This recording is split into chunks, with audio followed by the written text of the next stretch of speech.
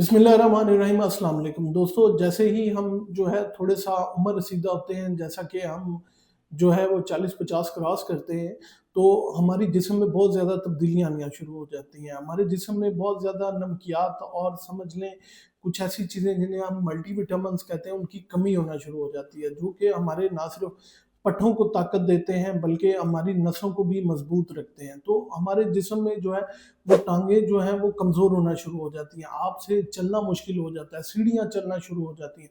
आज की इस वीडियो में मैं 3 ऐसे मल्टीविटामिन्स के बारे में बात करूँगा जिनको इस्तेमाल करके ना सिर्फ़ आप अपनी नसों को मज़बूत बना सकते हैं, बल्कि अपने पट्ठों को भी मज़बूत बना सकते हैं और साथ जो आपके जिस्म में कमज़ोरी हो गई है, वो भी दूर कर सकते हैं। वीडियो पसंद आए तो लाइक, शेयर, कमेंट लाज़मी कीजिए। सबसे पहले जो मल्टीविटामिन है वो है बी12। नाज़रीन, बी12 का हमारी पट्ठों की तामीर में और जो हमारी नस जो दिमाग से हमारे पट्ठों को कंट्रोल करती है, उसकी रेगुलेशन में बहुत अहम रोल है।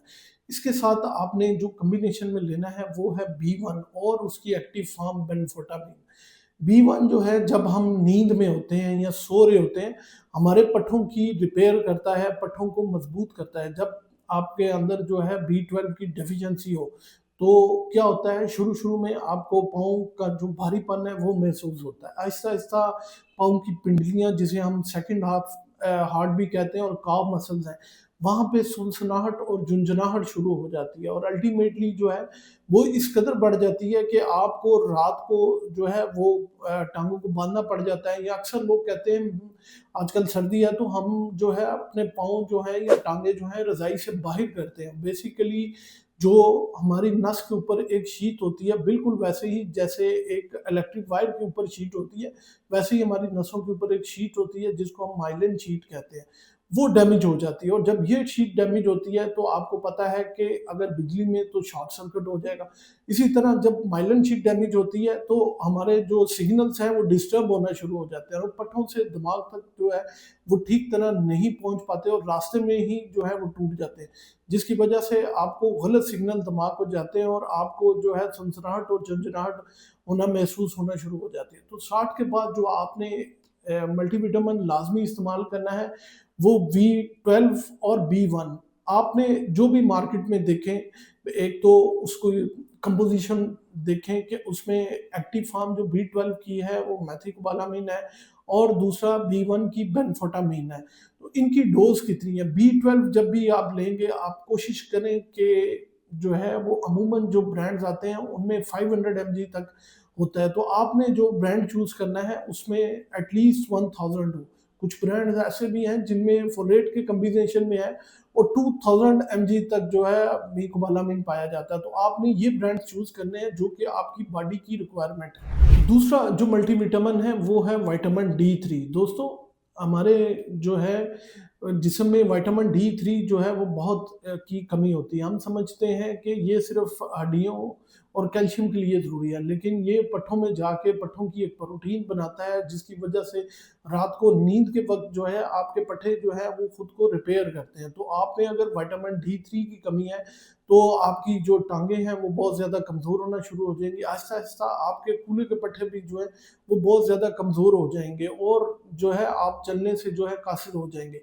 सूरज की रोशनी इसका बहुत अच्छा सोर्स है, लेकिन अगर आप नहीं ले सकते तो आप इसकी जो है एग्ज़ैक्ट डोज़ जो है वो टेस्ट करवाने के बाद अगर आपका विटामिन डी3 लेवल जो है वो वो 30 से बिलो है तो आप डॉक्टर के मशवरे से शुरू करें। तो इसकी बहुत ज़्यादा फ़ॉर्म्स आती हैं, सॉफ्ट जेल कैप्सूल्स में भी आता है, इंजेक्टेबल फ़ॉर्म में भी और ओरल फ़ॉर्म में भी आता है। तो आपकी जो डेली की डोज़ बनती है वो 2000 से 4000 इंटरनेशनल यूनिट बनती है। लेकिन आपने ये देख के लेना है अपना खून का टेस्ट करवा के कि इसमें जो है आपकी जो विटामिन डी3 की वैल्यू है वो कितनी है। ना खुद से लेना शुरू कर दें क्योंकि अगर ये बढ़ गया तो इसके बहुत सारे नुकसानात भी हैं। तीसरे नंबर पे जो मल्टीविटामिन है वो है के2। आपने इसका नाम बिल्कुल पहले नहीं सुना होगा, लेकिन ये बहुत ज़रूरी है हमारी हड्डियों की मज़बूती के लिए, कोलेजन को बनने के लिए। होता ये है कि विटामिन जो के2 है वो विटामिन डी3 के साथ मिलके काम करता है। ये क्योंकि डी3 के2 जो है वो कैल्शियम को आंतड़ियों से खून के अंदर लेके जाता है और खून से विटामिन डी3 उनको हड्डियों तक पहुँचाता है। तो बेसिकली अगर आपके अंदर जो है वो के2 की कमी है, तो आपका जो कैल्शियम है वो इर्द-गिर्द जमा होना शुरू हो जाएगा, ना कि वो जो है हड्डियों में जमा होगा, जिससे आपकी दिल की नालियाँ बंद हो सकती हैं, आपकी आंतड़ियों के अंदर जमा हो सकता है। और जिस्म के बहुत सारे अज़ा हैं जहाँ पे जो है वो कैल्शियम जो है वो जज़्ब होना शुरू हो जाएगा।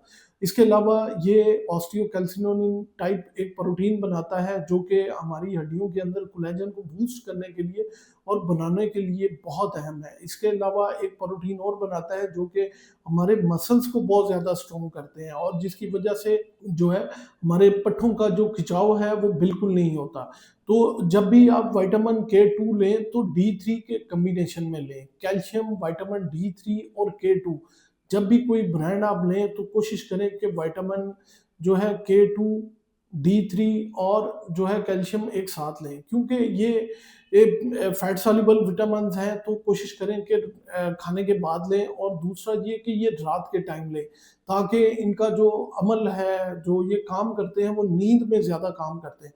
तो रात को लेने से आपको इनके मैक्सिमम बेनिफिट होंगे। इसके अलावा जो है आपने के2 की एक्टिव फार्म MK7 लेनी है। जब भी आप कोई ब्रांड परचेज़ करें तो के2 खाली लिखा हुआ ना देखें, आगे उसकी एक्टिव फॉर्म भी देखें।